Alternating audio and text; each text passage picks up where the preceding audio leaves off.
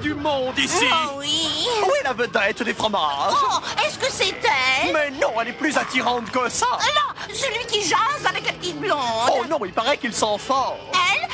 Trop maigre, y a vraiment rien à en tirer. Oh, il y en a qui ont vraiment pas de manière. Oh, c'est elle. La voilà. Oh, la vedette des fromages. La vache qui rit, une pointe de bon goût. D'emblème de guerre à star du fromage et vedette des publicités télé, je vous raconte aujourd'hui l'histoire de la vache qui rit.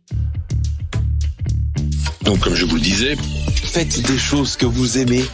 Qu'est-ce que vous voulez faire plus tard? Je ne sais pas encore. J'hésite. Je veux acheter une fusée aux Russes pour aller dans l'espace. N'aie pas peur de l'avenir. Il faut se construire. L'expérience ne s'achète pas et ne se transmet pas. Bienvenue sur le podcast Il était une fois l'entrepreneur, le seul podcast business en France qui raconte les histoires comme une série tous les mardis.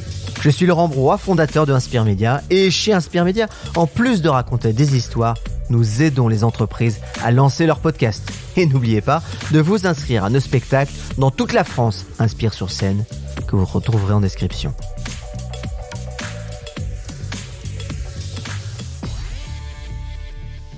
« 2 août 1914, sous la torpeur de l'été français.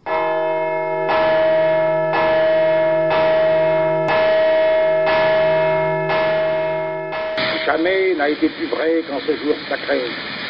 Cette noble fiction constitutionnelle, au nom de laquelle nous proclamons que chacun de nous n'est pas le représentant de sa circonscription, mais celui de la France. Ordre de mobilisation générale. Tout Français soumis aux obligations militaires, blablabla, fascicule de mobilisation. Léon Bel, un jurassien de 36 ans, affineur en gruyère de comté, est sommé, en ce mois d'août 1914, de prendre les armes. Le glas de la Première Guerre mondiale a sonné. Parti la fleur au fusil pour une guerre que l'on disait éclair, les soldats français doivent finalement s'enterrer dans les tranchées. Mon cher Léon, mon fils adoré, j'ai appris que tu avais été nommé commandant du ravitaillement en viande fraîche. Le moral est au plus bas, m'a-t-on dit, mais qu'on pouvait compter sur toi était drôle de blague. Ici, la fromagerie tourne au ralenti. En 1917, le moral des troupes est à zéro. La guerre n'en finit plus. Il était nécessaire qu'une place fût réservée ici à l'effort douloureux entre tous que ne cesse depuis 3 années de soutenir les Français, momentanément séparés de la France, qui, sous un joug impitoyable, écoutent le bruit du canon qui s'approche, et n'ont pas un seul instant baissé la tête sous la violence de l'envahisseur. Ce qu'ils ont souffert, ce qu'ils souffrent encore, les orateurs que vous venez d'applaudir vous l'ont dit, du Nord et du Pas-de-Calais, jusqu'à notre chère et indomptable Alsace-Lorraine, les témoins se sont levés devant vous pour affirmer l'horreur du martyre et la lassable acceptation du sacrifice. Que leurs représentants comptent sur notre dévouement de toutes les heures pour que la dette de la France envers eux soit solennellement reconnue et jusqu'aux extrêmes limites du possible, intégralement acquittée. Bon, sympa Léon Bourgeois et son discours déprimant, mais il faut qu'on se ressaisisse les gars. Il y a un grand concours de prévu, chaque unité doit trouver son emblème. Allez les gars, au boulot, ça va vous changer les idées.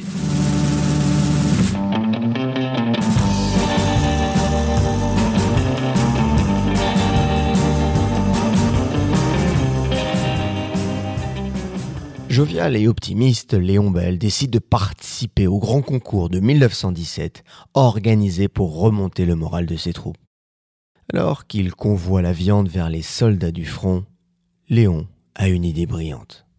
Les gars, vous voyez ce que sont les Valkyries? Les Boches ont recouvert leurs camions de ces créatures immondes. Ils pensent nous faire peur avec leur mythologie. Donc bon, j'étais en train de charger une tête de bœuf et je me suis dit, notre emblème, ça pourrait être une vache.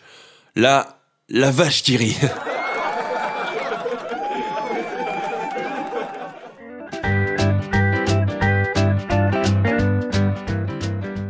Le commandant Léon Bel écrit alors au célèbre illustrateur Benjamin Rabier, lui demandant de dessiner sa vache qui rit. Ravi de participer à l'effort de guerre à sa manière, Benjamin croque une tête de bœuf brune riant aux éclats. Bonne nouvelle les gars, notre vache qui rit a gagné le concours. À notre tour de décorer nos bus et nos camions. Vache qui rit contre Valkyrie. On verra bien qui rira le dernier.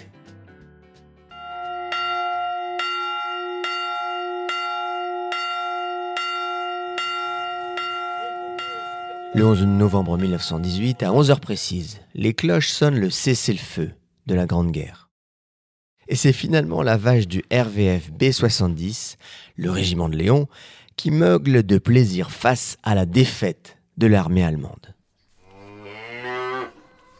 Ah, mon cher Jura, le goût de ton fromage m'avait tellement manqué. Oh là là, j'ai l'impression que même les vaches me sourient.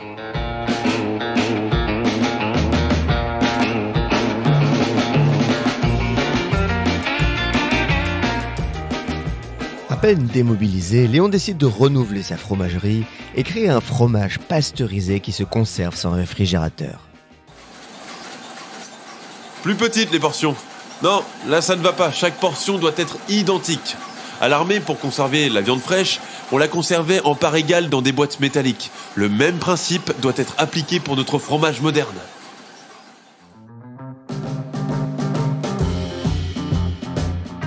Le 16 avril 1921, Léon dépose la marque Fromage Moderne. Grâce à ces petites portions en taille égale, les écoliers qui raffolent de ce fromage facile à tartiner peuvent le glisser facilement dans leur cartable pour leur goûter. Mais Léon ne s'inspire pas seulement des techniques militaires pour hisser son fromage dans les hit-parades de la consommation. 1923, Lons-le-Saunier.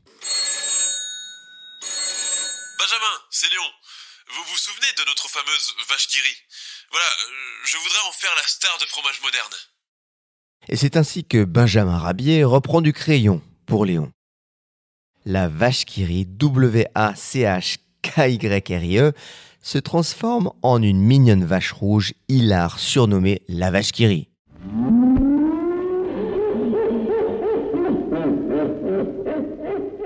Et sur les conseils de sa femme, Benjamin orne les oreilles de la vache de boucles d'oreilles en forme de boîte de vache qui rit. Ça la rendra plus féminine et plus attachante. Coquette et rigolote, la vache qui rit est une vraie star. Dès la première année, 12 000 boîtes se vendent chaque jour et en 10 ans à peine, 100 000 boîtes par jour.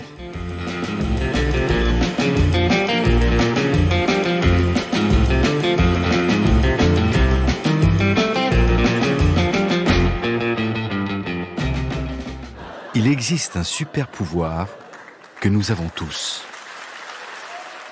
C'est le rire.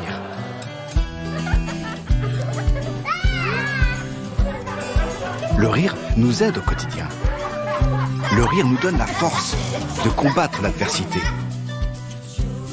On est tous égaux grâce au rire. Le rire nous permet de voir le monde différemment. Tout passe avec un rire. On repousse les limites. Alors oui, le rire est un super pouvoir. Et tous ceux qui en usent, connus ou non, nous font du bien. Voilà ce que la vache qui rit défend depuis 100 ans. La vache qui rit, parce que c'est meilleur de rire. En 2021, la vache qui rit fête ses 100 ans et n'a pas perdu une ride de son sourire.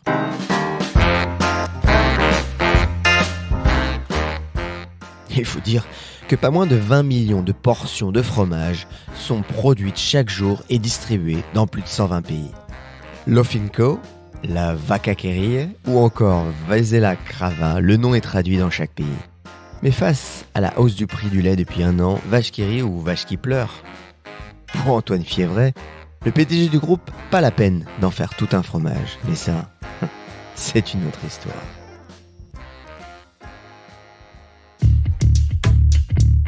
Et oui, merci encore pour votre fidélité. C'est précieux parce que c'est beaucoup de travail. De la documentation, de l'écriture, des voix, du travail, bref. Merci aux acteurs, déjà, tous les acteurs qui interviennent, comme vous avez pu les entendre. Merci aussi à Thibaut Viotte, Sarah Brevet pour l'écriture et Morgane Bouchiba pour le son.